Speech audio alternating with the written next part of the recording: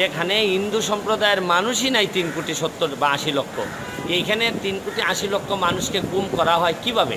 এবং উনি কিন্তু স্পষ্ট বলেছেন যে রাজনীতিবিদরা এইসব জিনিসদেরকে শেল্টার দিচ্ছে এবং কারা করতেছে?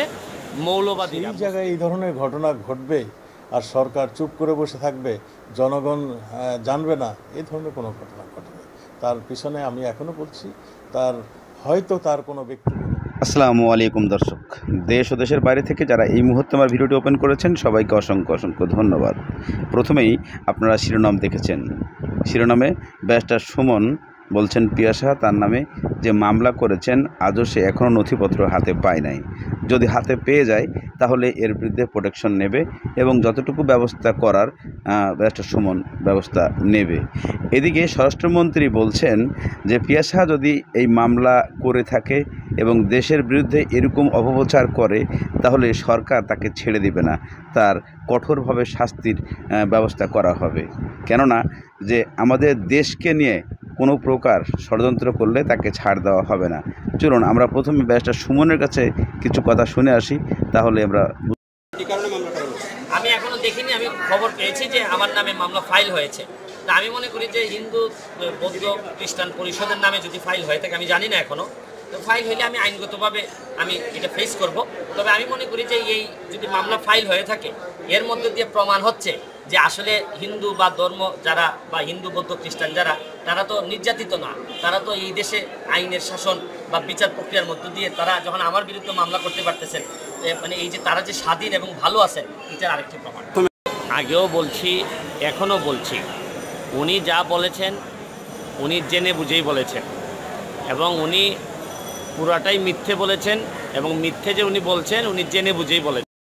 ব্যারিস্টার সুমন আরও বলেছেন পিয়াসা যা বলেছেন সবই মিথ্যা।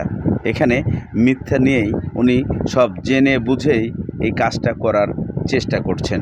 কিন্তু এই জানা অজানা এই জিনিসগুলা, এটা দেশদ্রোহী হিসাবে যদি কাজ হয়ে থাকে আর ডিজিটাল মামলা যদি আমার নামে হয়ে থাকে আর সেই কাগজটা আমি হাতে পেলে সরকার কি করবে না করবে সেটা পরের বিষয়। আমি আমার দিক থেকে কোনো প্রকার ছাড় দিব না।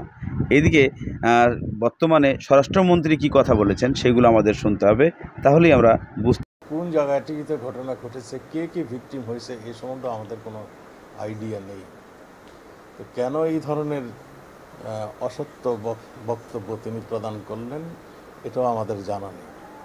তিনি আসলে নিশ্চয়ই আমরা জিজ্ঞাসা করব যে কোথায় ঘটনাটি ঘটেছে, কে কে কার বাড়িঘর পুড়িয়ে দেওয়া হয়েছে এবং তার আমরা সঠিক তদন্ত করি নাই কিংবা করেছি সেগুলো আমরা অবশ্যই দেখব।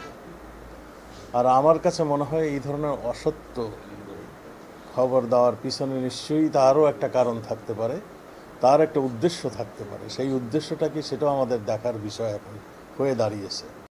এদিকে স্বরাষ্ট্রমন্ত্রী আরও বলেছেন যে পিয়াসা যে কি ষড়যন্ত্রের মধ্যে বাংলাদেশকে ফেলতে যাচ্ছে, এই ষড়যন্ত্রটা সে কি কারণে করতে চাচ্ছে, কি কারণে করেছে, উনি দেশে আসলে তাকে কঠিনভাবে এই প্রশ্নের সম্মুখীন করা হবে এবং এই প্রশ্নের মধ্যে যদি সত্যতা মিলে যায় এবং দেশকে ক্ষতির দিকে ঠেলে দেয় তাহলে তার বিরুদ্ধে আইন অনুযায়ী ব্যবস্থা নেবে সরকার।